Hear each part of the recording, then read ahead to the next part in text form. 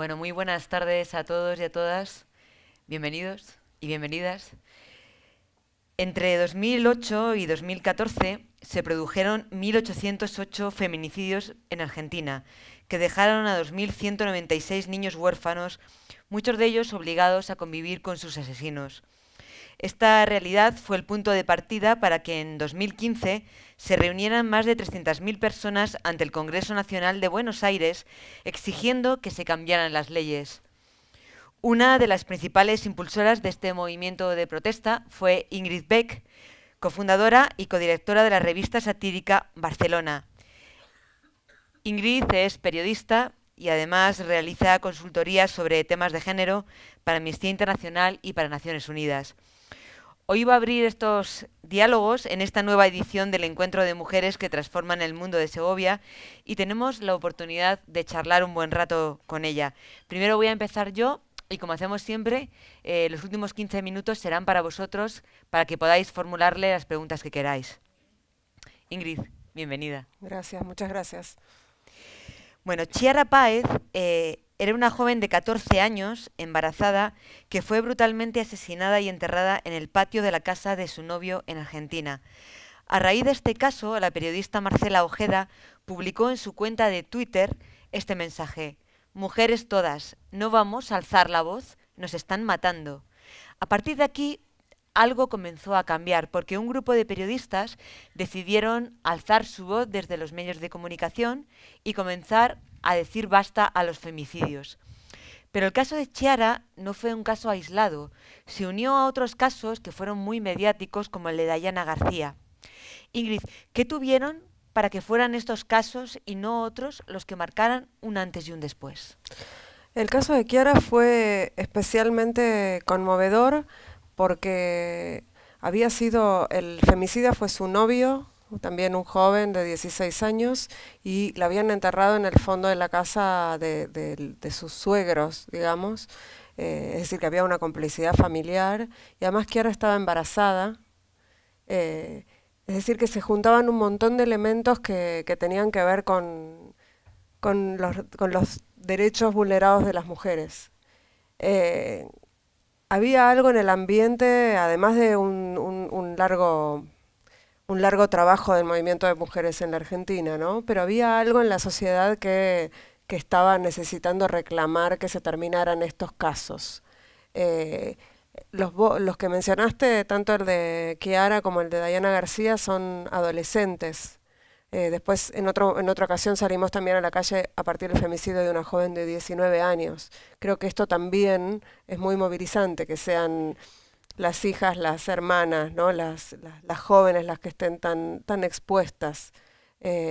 Y fue esa interpelación de la colega Marcela Ojeda la que hizo que muchas de nosotras nos sintiéramos más comprometidas de lo que ya estábamos y dijéramos, bueno, no alcanza con indignarse en las redes sociales, no alcanza con decir basta cada una desde su lugar de trabajo y con el altavoz que tiene, sino que hay que salir a la calle.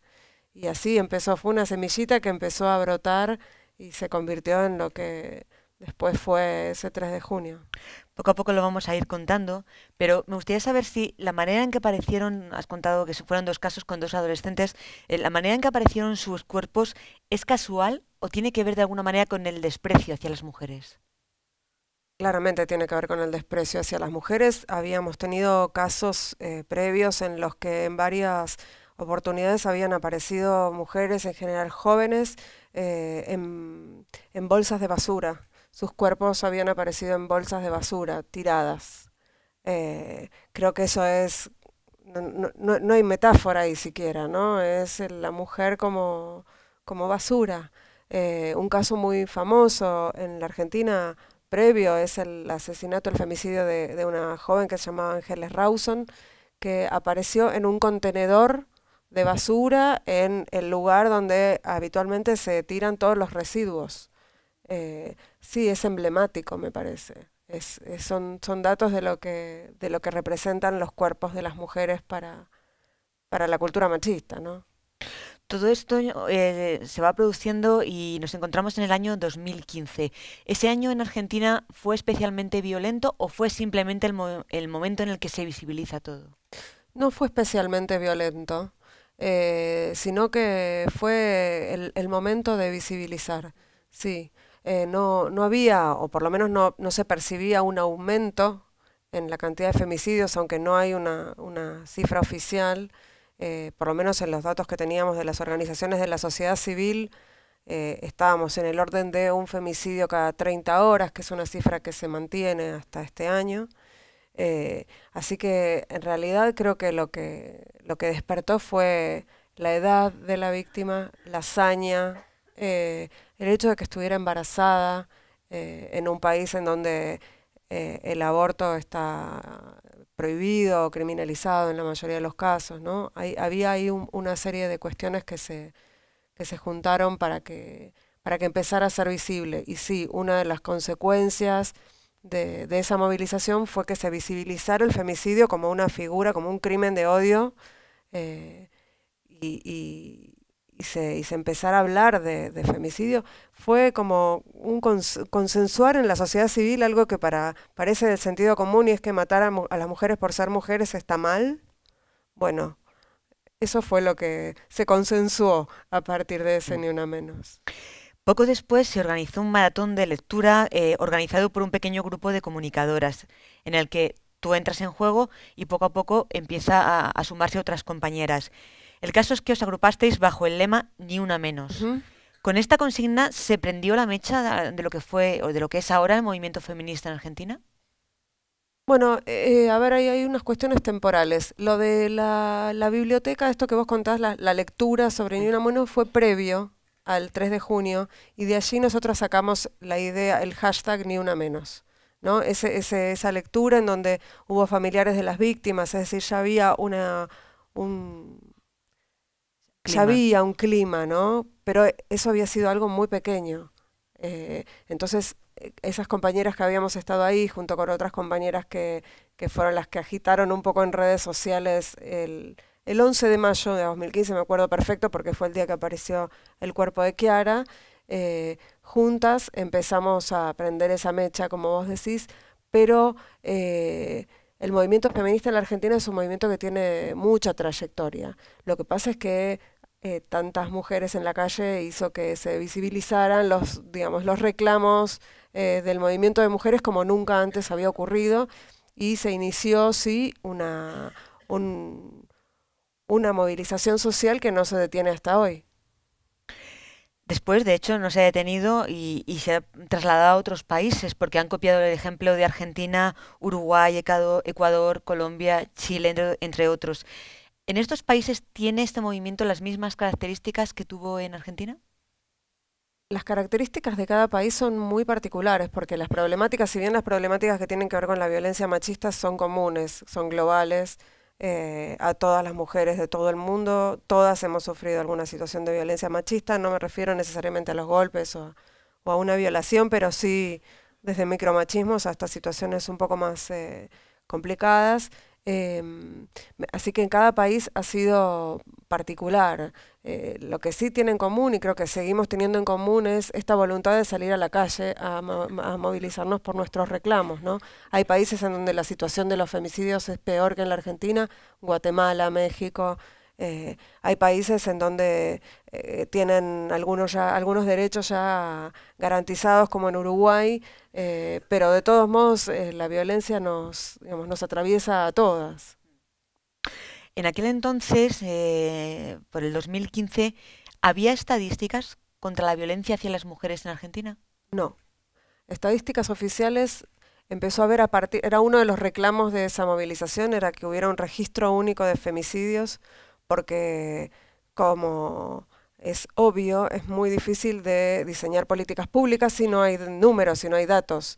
En la Argentina no hay datos. En general hay escasez, y en lo que tiene que ver con las mujeres mucho más. Recién este año el instituto que mide, digamos, el Instituto de Estadísticas y Censos, que es el que mide eh, las distintas variables que tienen que ver con los ciudadanos, empezó a tener un registro de femicidios, pero otra vez hay uno que produce la Corte Suprema de Justicia de la Nación, que lo produce a partir del 2015, eh, son muy parciales, porque cada uno está, digamos, lo que toma es información de los poderes judiciales de los distintos lugares del país, que dependen de jueces, que no siempre caratulan los casos como femicidios, porque la justicia es conservadora, machista, es el poder más difícil de atravesar. Y después hay femicidios que no tienen causa porque el femicida se suicidó, y después hay femicidios que no se denuncian, que no los conocemos. Así que realmente cifras concretas no tenemos. Seguimos comparando los datos de un observatorio que produce una organización de la sociedad civil, que son los datos que vos diste al principio y que son los que hoy confirman que sigue siendo el número es una mujer cada 30 horas. De hecho, es tan importante visibilizar esas cifras y esos datos que ella puso en marcha una encuesta para medir esta violencia contra las mujeres en su país y saber la envergadura que tenía, ¿no? Se le hicieron 180 preguntas a casi 60.000 mujeres sobre numerosas cuestiones relacionadas con violencia física, sexual, económica, acoso, etcétera, etcétera. ¿Qué es lo que más te sorprendió de todo, si es que algo te sorprendió? En realidad no me sorprendió porque trabajábamos sobre hipótesis, la hipótesis era que estaba todo mal. Entonces realmente el resultado no nos sorprendió, solo confirmó en números lo que ya sospechábamos. Nosotros hicimos una encuesta online que fue contestada efectivamente por casi 60.000 mujeres de toda la Argentina. No tenía rigor académico porque no fue hecha desde un organismo público ni desde una universidad, sino que fue un grupo de personas que nos reunimos a trabajarla, pero que tuvo muchísima repercusión. 60.000 mujeres es muchísimo. Y sí, digamos, una de las cosas más llamativas tiene que ver con las respuestas sobre acoso en espacios públicos y privados. La pregunta era, ¿alguna vez sufriste alguna situación de acoso en espacios públicos o privados? Y la respuesta fue, en el 97% de las mujeres, sí. Es decir, todas. En el 97%. Está mal, Todas. ¿eh? De 60.000 mujeres, todas. De hecho, yo creo que si preguntamos aquí cuántas mujeres hemos sufrido alguna situación de acoso o de alguna situación de violencia en la calle o en algún espacio laboral, supongo que nos va a dar el 100%. De hecho, en una primera aproximación, si lo pensáis bien, podéis decir, yo no he sufrido esas cosas, ¿no? Pero si quizá os detenéis a rememorar vuestra historia, quizá os daríais cuenta de que en algún momento de vuestras vidas sí que ha habido alguna situación que se pudiera denominar de acoso, ¿no? De hecho, tú misma hiciste la encuesta y te sorprendiste de tus propios resultados. Sí, nos sirvió, creo, como herramienta a muchas mujeres para revisar nuestra historia y empezar a desnaturalizar situaciones de violencia que venían con nosotras, situaciones como acoso en la calle, acoso callejero, que nos manoseen en el transporte público, que nos muestren los genitales en la calle. Eso es muy habitual. Y yo me había olvidado que eso me había pasado. Lo tenía incorporado a mi historia. Bueno, ser mujer implica que una camina por la calle, ¿no? Y en algún momento alguien le va a mostrar, algún señor nos va a mostrar los genitales, algún señor nos va a tocar en el transporte público. Situaciones de violencia obstétrica, que es una de las violencias más invisibilizadas, y así podría seguir contando. Y nos ha pasado cuento una breve anécdota.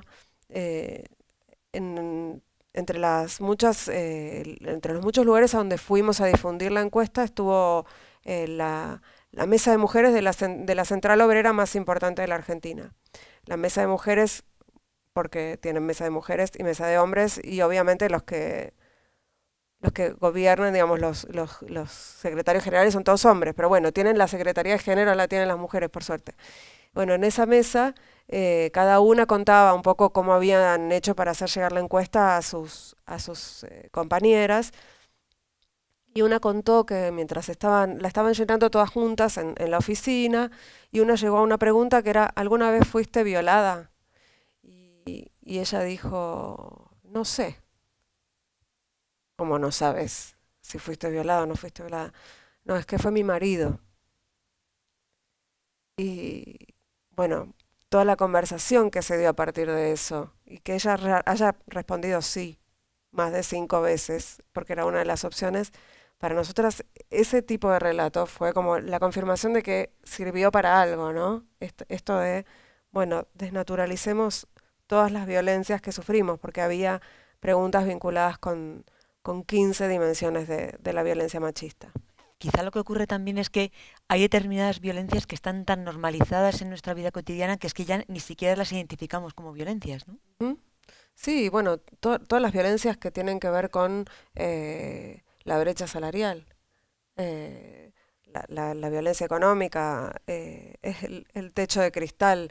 Eso son situaciones los obstáculos que hemos vivido las mujeres a lo largo de la vida, mujeres profesionales, que no necesariamente hemos sufrido violencia física o alguna situación de estas que ya no son naturales. Si revisamos atrás nuestra historia, porque hay muchas mujeres que dicen, no, yo no sufrí violencia, yo soy una mujer fuerte, pero ¿cómo? ¿De dónde nació esa fortaleza? ¿Por qué tenés que aclarar que sos una mujer fuerte?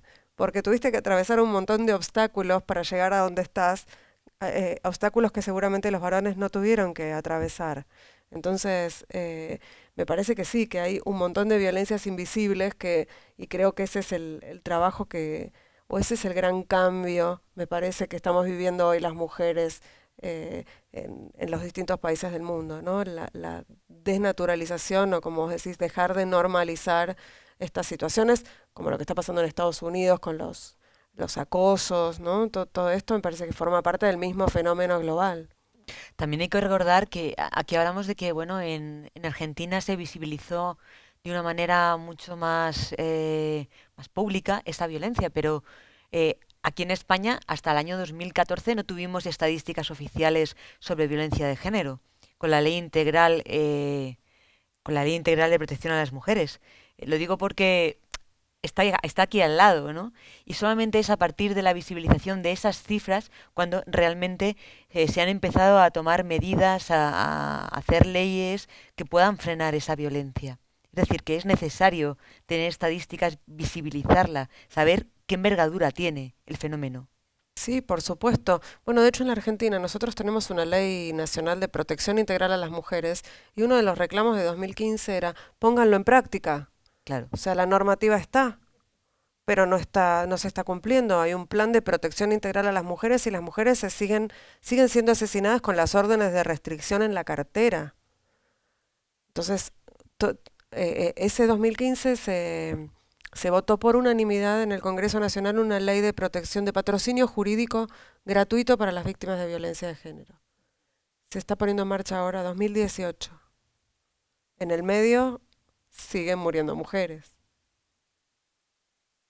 En Argentina también hubo una revisión del feminismo, del concepto del feminismo en aquel momento. En España también a raíz de este 8 de marzo está ocurriendo lo mismo. ¿Qué es lo que tú crees que hay que explicarle a los ciudadanos con respecto al feminismo? ¿Por qué tiene tan mala prensa a veces? Yo creo que tiene tan mala prensa porque vivimos en una cultura machista y no hay muchos varones que estén dispuestos a perder sus privilegios, así que van a pelear contra la idea de que el feminismo es un movimiento de derechos humanos, es un movimiento que busca la igualdad, es un movimiento que pretende que, que tengamos una sociedad mejor, ¿no? Eh, Creo que está asociado el feminismo es lo opuesto al machismo, el feminismo no es femenino, el feminismo odia a los hombres y todos estos lugares comunes que atrasan y que además lo que hacen es, básicamente yo lo veo como una reacción a estas movilizaciones de mujeres que reclaman por sus derechos. Eh, y sí, hay una tarea pedagógica por hacer, hay una tarea pedagógica por hacer que, que lo hacemos a veces con más paciencia y otras veces con menos paciencia porque son todas cuestiones muy urgentes. También quizá la visibilización de todos estos fenómenos, quizá esté haciendo también que los hombres se repiensen sus propios roles para resituarse en este mundo globalizado y cambiante, ¿no? Bueno, eso es muy interesante y es muy difícil y yo creo que los varones vienen bastante atrás, ¿no? Nosotras estamos reflexionando sobre nosotras mismas hace bastante.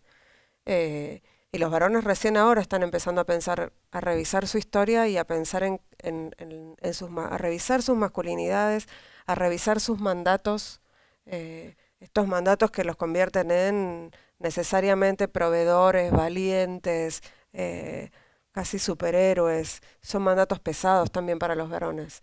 Entonces me parece que ahí hay una tarea que es de ellos, no es nuestra. Nosotras tenemos la nuestra y ellos tienen esta tarea inmensa de revisar sus propias historias, revisar su masculinidad y empezar a compartir las tareas de cuidado, por ejemplo, que es, bueno, es un tema que también se está imponiendo en la agenda argentina, que tiene que ver con compartir el cuidado, las tareas domésticas. En la Argentina las mujeres trabajamos 3 horas más que los hombres.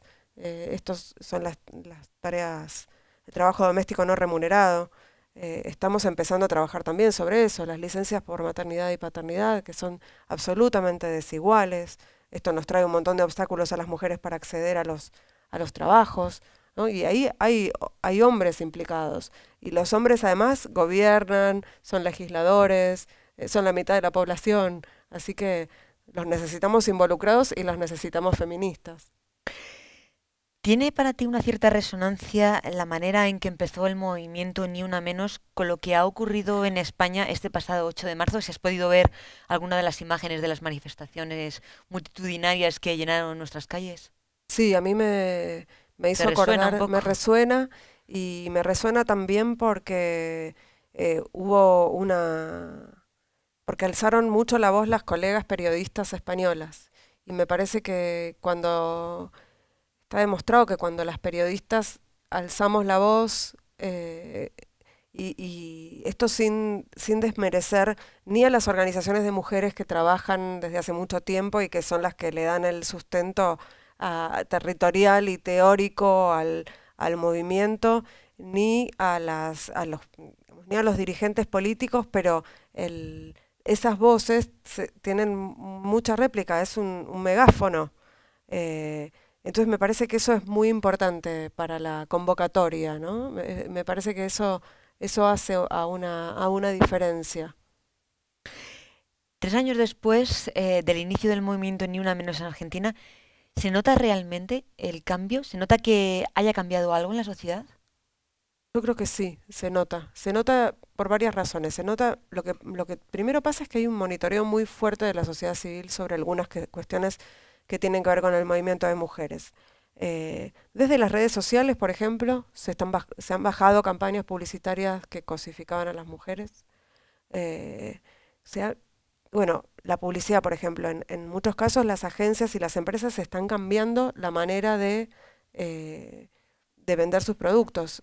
Hoy, para el último 8 de marzo, muy pocas empresas ofrecieron bombones, flores, regalos, descuentos, ¿no? Empezaron a entender que se conmemora, no se celebra, que es un día de reclamar por los derechos y no de reclamar por las flores, ¿no?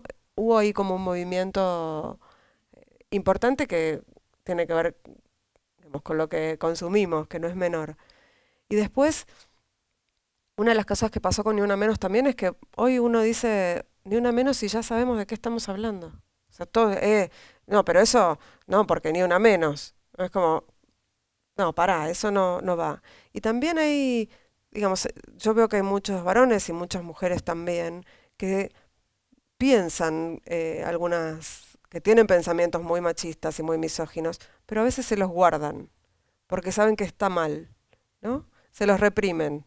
No importa, y para mí es importante, ¿no? Lo siguen pensando, pero se lo reprimen. Bueno, es muy importante, ¿no? Eso es un cambio muy grande, ¿eh? El discurso público es muy Sí. importante. Así que me parece que, y hay un enorme cambio en el sentido social, ¿no? En relación con estos temas. Yo creo que sí. Quizá el cambio más importante sea que existe una reprobación social de actitudes que antes, bueno, estaban absolutamente normalizadas en nuestro día a día, ¿no? Sí, hay actitudes que no pasan más. Hoy se está dando en los medios de comunicación en la Argentina denuncias sobre algunos personajes que hasta ahora eran genios, galanes, y bueno, se está viendo que no eran ni tan genios ni tan galanes, ¿no? Nuestro Me Too más chiquitito, con más difícil porque las actrices en la Argentina no pueden salir a denunciar como denuncian a Harvey Weinstein porque se quedan sin trabajo y es una industria muy pequeña, ¿no? Son otras situaciones, pero de a poquito se están alzando distintas voces. eh, Mujeres que antes no se decían feministas, que hoy se dicen feministas, y sobre todo las jóvenes. Las jóvenes tienen una fuerza increíble. Están ellas al frente, me parece, hoy. ¿Cuáles son los corsés culturales de los que debemos liberarnos todavía las mujeres en el siglo XXI? Esta pregunta nos daría para 8 sesiones como esta, pero ¿Cuáles son los corsés culturales? los más importantes, los que más nos oprimen. Estoy pensando, es una pregunta difícil. Eh, un montón, todos. Eh, bueno, yo creo que alzar la voz, ¿no? Es uno de los... Tener miedo, no tener miedo de alzar la voz es un cambio muy importante que todavía es muy incipiente. La situación en la Argentina, la situación de las mujeres argentinas hoy es que en crisis económica y con ajuste económico y en crisis laboral son las mujeres las más desprotegidas, las que más sufren la falta de trabajo. Entonces, eh, alzar la voz todavía hoy es riesgoso. Así que yo creo que ahí hay un corset que, bueno, vamos desatando, ¿no? Eh, y también creo que hay el trabajo que hay que hacer en los medios de comunicación, ¿no? También es muy... No sé si estoy contestando a tu Sí, sí, pregunta por ahí. perfectamente. El cambio en los medios de comunicación también es muy importante, el que hay que hacer. Se está haciendo de a poco. Hoy hay un espacio, por ejemplo, en un programa de la tarde, de un programa de cotilleo, como dicen ustedes aquí, que lo ven personas que no están en tema, digamos, que no hablan de feminismo y que no... Y allí se están abriendo una serie de debates y nos están invitando a periodistas y a otras referentes del feminismo a hablar de estos temas y está buenísimo porque estamos atravesando barreras y llegando a gente que de otra manera no llegaríamos.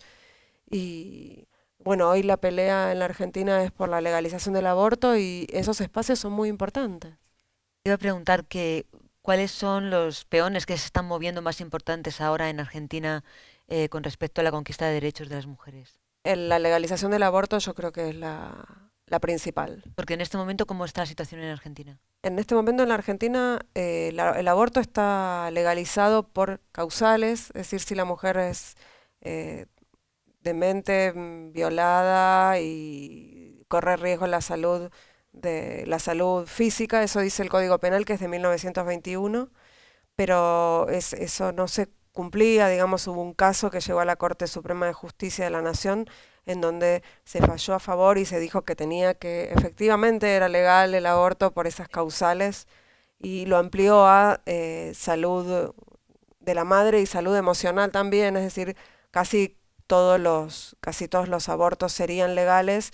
El Ministerio de Salud hizo un protocolo de aborto no punible al que adhirieron de 24 solo 8 provincias y algunas tienen inclusive protocolos que son regresivos, o sea que prohíben las prácticas.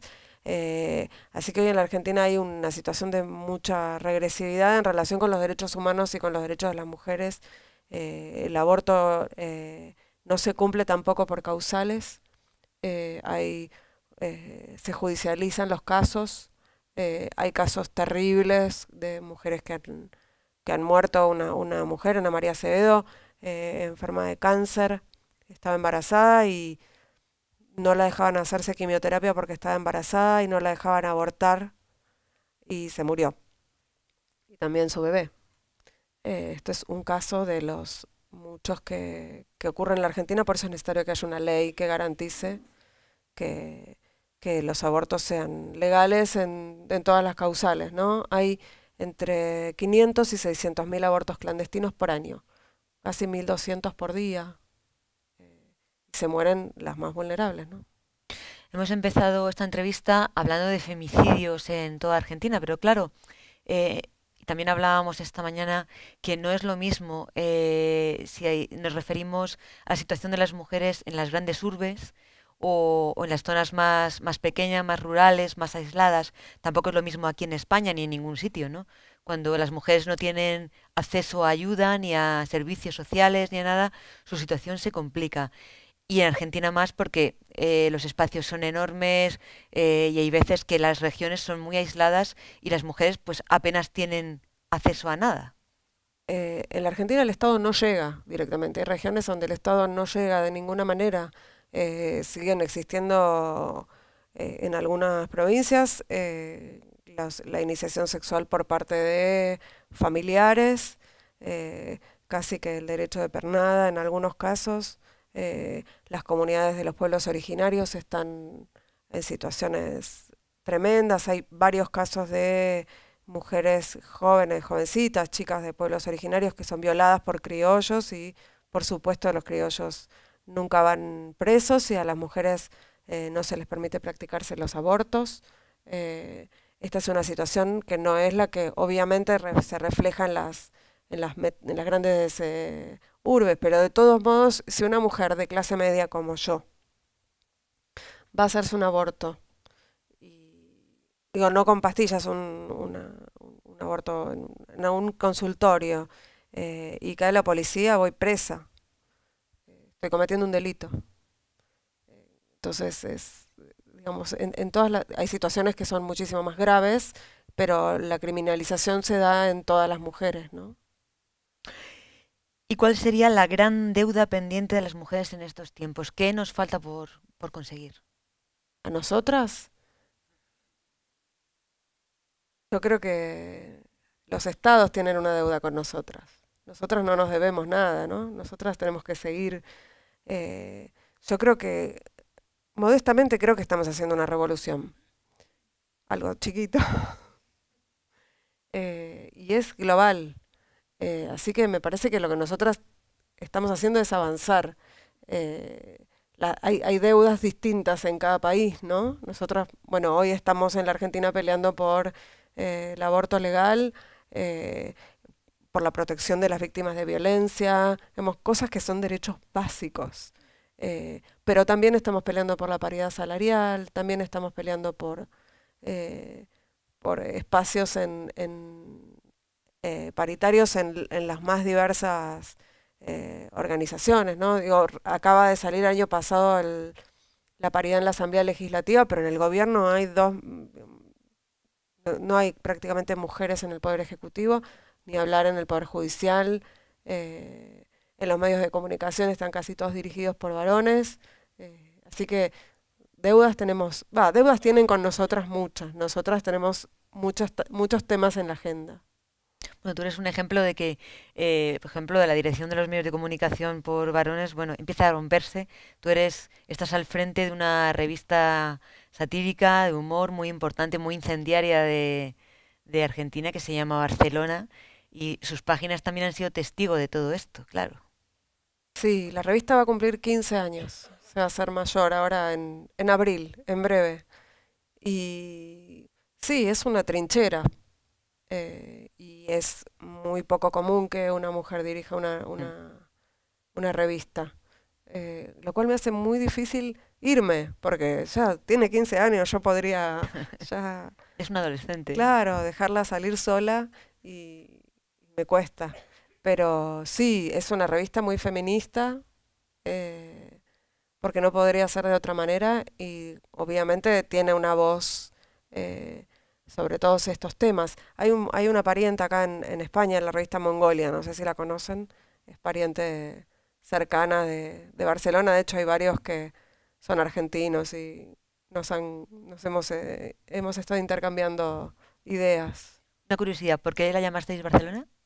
Se llama Barcelona porque la revista, la primera vez que empezamos a pensar en la revista fue en el año 2001, En el año 2001 en la Argentina había una crisis económica brutal, brutal de que no había, dejó de correr, la inflación era imposible de controlar, la moneda se depreciaba todo el tiempo, no había trabajo, había movilizaciones todos los días, empezaron a funcionar clubes de trueque, es decir, no había plata, entonces la gente iba a una situación de crisis terminal de la economía y del trabajo, y teníamos muchos colegas, periodistas, diseñadores gráficos, artistas, que se iban a Barcelona.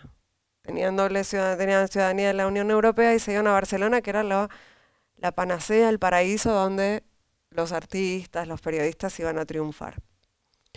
Y estábamos los que no teníamos doble ciudadanía, y entonces dijimos, bueno, hagamos nuestra propia Barcelona. Bueno, pues me parece que nuestro tiempo se ha esfumado y te quería despedir, Ingrid, con una frase asociada al movimiento que tú fundaste, que dice así: tu abuela te dio a tu madre te dio la vida, tu suegra te dará a tu esposa te dará a tus hijos. ¿Necesitas otro motivo para respetar a las mujeres? Ni una menos. Gracias.